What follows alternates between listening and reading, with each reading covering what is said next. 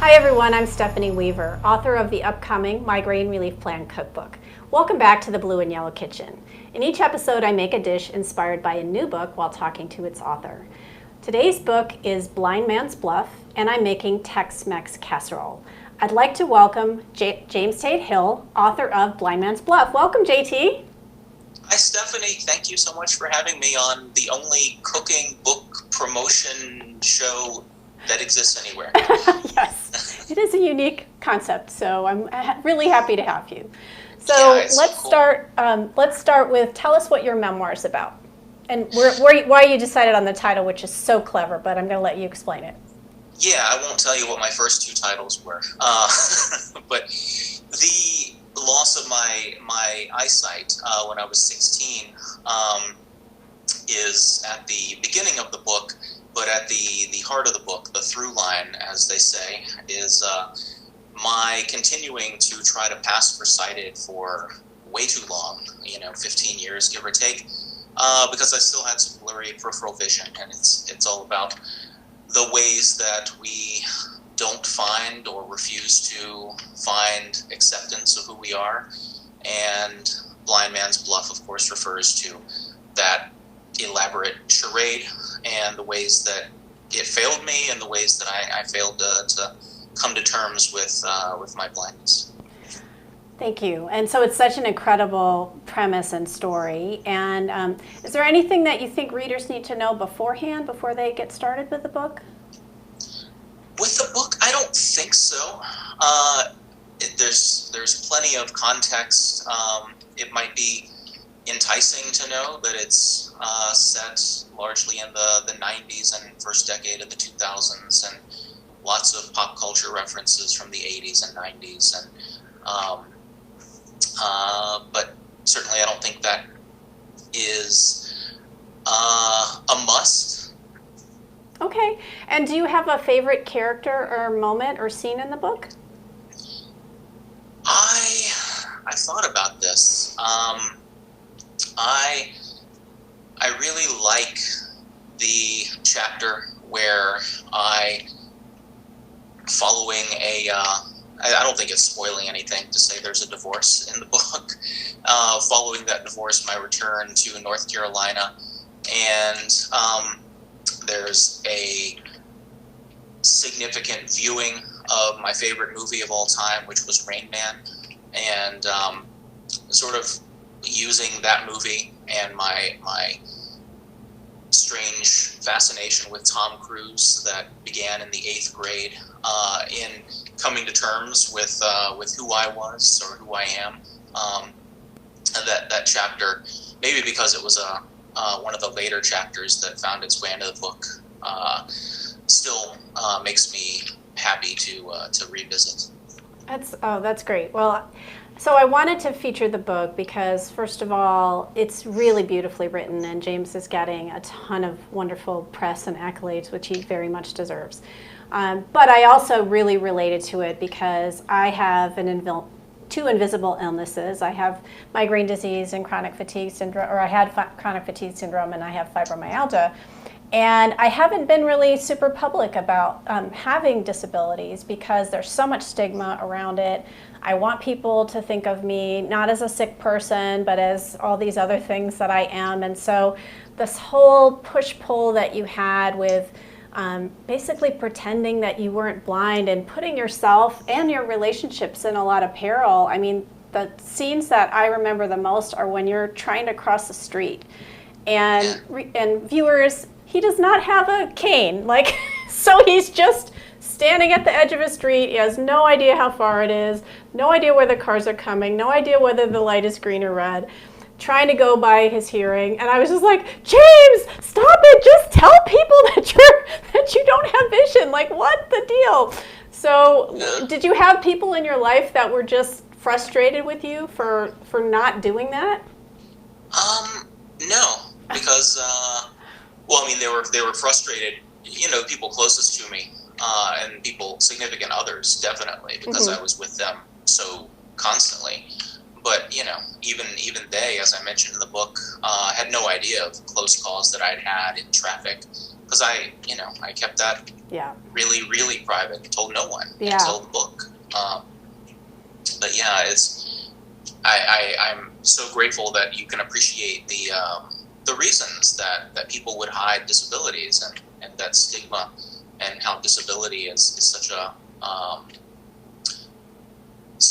stigmatized concept and word in our society. I mean, even when COVID, when so many refuse to say disability, we have to say underlying conditions. Right.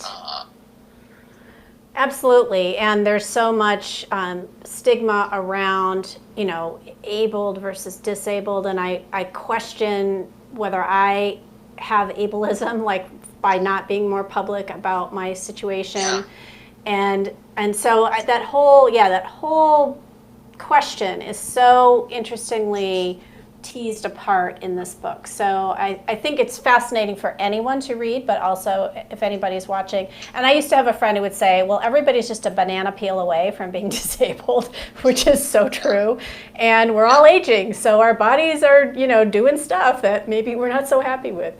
Okay, so the recipe that I made today is Tex-Mex black bean casserole. And what I'm going to do is I'm going to show it to the camera, and just so you see it before I dig into it, because it's really beautifully layered. And then while I'm doing that, I've asked JT to read a short passage, and I'll plate it up while he's reading. So I'm going to just show this off, and then I'm going to have you set up what you're about to read.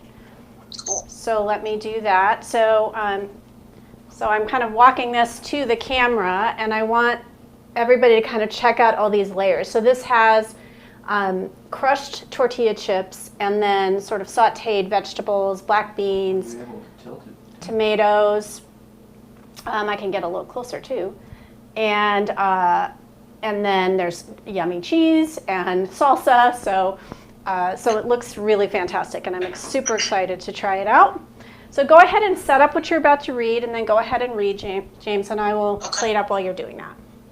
Yeah, just this passage I'm going to read comes later in the book, and I guess I should set it up by saying I had a fraught relationship with cooking throughout college and in graduate school, and the relationship that became a marriage.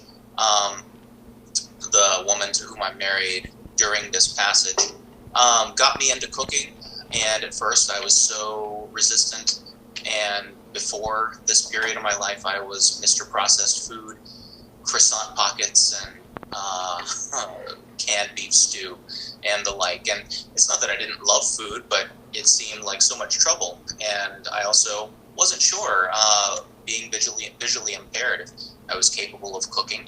And it turned out it was just inertia and not blindness that was keeping me from cooking. And so this goes into that, and I'm going to switch to one of my other earbuds, because my reading method is to listen to my digital voice in my ear and then translate that into my regular speech. So this begins, I'm in a McDonald's right after I finished a brand new novel, the first draft of a brand new novel, and there's some marital discord. I ate my Egg McMuffin in the corner booth, rethinking my snobbish views of American cheese. Its saltiness contrasted well with the English muffin, the gooey texture holding the sandwich together.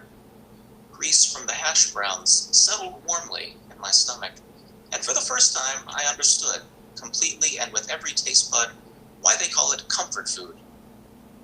It's a myth that other senses of the blind are superior to those of the fully sighted. Without our eyes, we simply pay more attention to what we hear, smell, taste, and feel. The subtleties of Picasso's Blue Period would always elude my limited acuity, but maybe I could develop an ear for jazz. In college, I dreamed of naming the perfume a girl was wearing, like Al Pacino in Scent of a Woman, but the closest I ever came was recognizing a few shampoos. I had learned to cook chilaquiles and cassoulet, describe the dusty finish of a quality Malbec, find tasting notes of lavender and champagne in a cup of Ethiopia Yirgacheffe coffee. How else could I make my world a little bigger? I thought about the woman behind the counter, wishing I were the kind of person who talked to strangers, could make real eye contact, transform meaningful looks into meaningful conversations. I wished I were a man capable of leaving a bad relationship, but I barely found the courage to leave the apartment. Watching something slip away bit by bit, on the other hand, growing accustomed to what is no longer there, this I did with expertise. "Are you having a good day?" asked the possibly attractive woman. She was wiping down the adjacent table. "I am," I said. "What about you?" "It's a day," she said cheerfully. I tried to think of something to say, some kind of icebreaker, a question, a joke. She wiped down the swivel chairs fastened to the floor. I thought of a funny line, but now she was on the other side of the restaurant. Thank you, James. So I chose that passage for a couple of reasons. One, I think it captures the feeling of the book, of your independence, of breaking out and getting yourself some food, getting out of the apartment. It deals a little bit with the fact that this first marriage was not going well, and the sort of frustration and isolation that the narrator feels a lot of the time. So, and the food description was really great. So, so this is the recipe that you refer to as chilaquiles, right?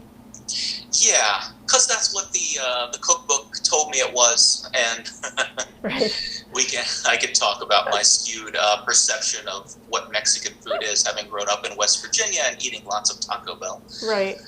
So, so this is a sort of a play on chilaquiles, which is a Mexican dish that takes you fry your own tortilla chips, and then you saute them once they've been fried, usually with some kind of meat and salsa, and the chips soften up, and then you add usually cotija cheese.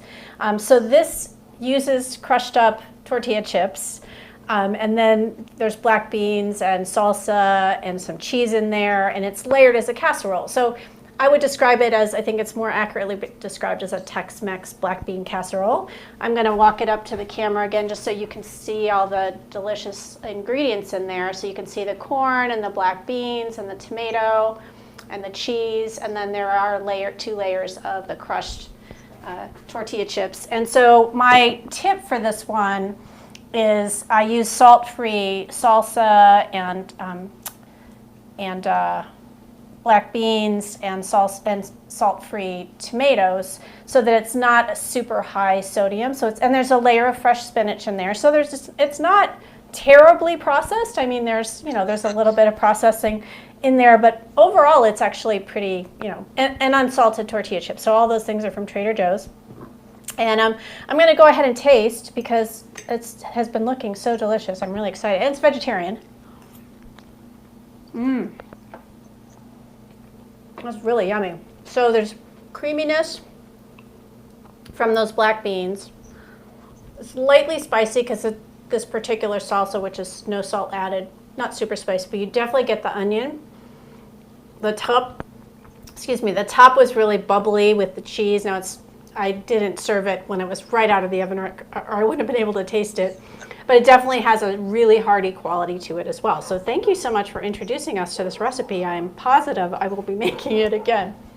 Yeah, it's one of those that you can either do it fully processed, you can use frozen spinach, canned tomatoes, but you can also do it fully fresh, and then depending on the tortilla chips, you can do everything fresh. I guess you could even grate your own cheese. And it could even be, I think the only non-vegan element is the cheese. So right. If you used vegan cheese, it would also be vegan. 100%, absolutely. Is this something you still make? Yeah, not super often because it's hot right now. Right. And you're in California, so you know hot. But yeah. But yeah, it's so convenient, and once you refrigerate the leftovers, it's really just like lasagna in that once it's cold, you just slice a rectangle of it, and it heats up really well if you're taking lunch to work the next day. Yep. All the things are so good. So yes to this. I definitely will be making it again. And so you will find the recipe link in the Facebook video or on my website, migrainereliefrecipes.com. JT, thank you so much for being here today. Thank you, Stephanie. This was awesome. You'll find him at jamestatehill.com, and he's James Tate Hill on Twitter. He has a fantastic Twitter feed, so go follow him over there. If you enjoyed the show, please share it with a friend. Order a copy of Blind Man's Bluff wherever you like to buy books, and if you don't have a book buying budget right now, ask your local library to carry it or order it, because that helps authors too. Follow me at sweavermph and like my Facebook page so you don't miss an episode. Join us next time for another author interview and a dish inspired by their book. Thanks so much for watching The Blue and Yellow Kitchen.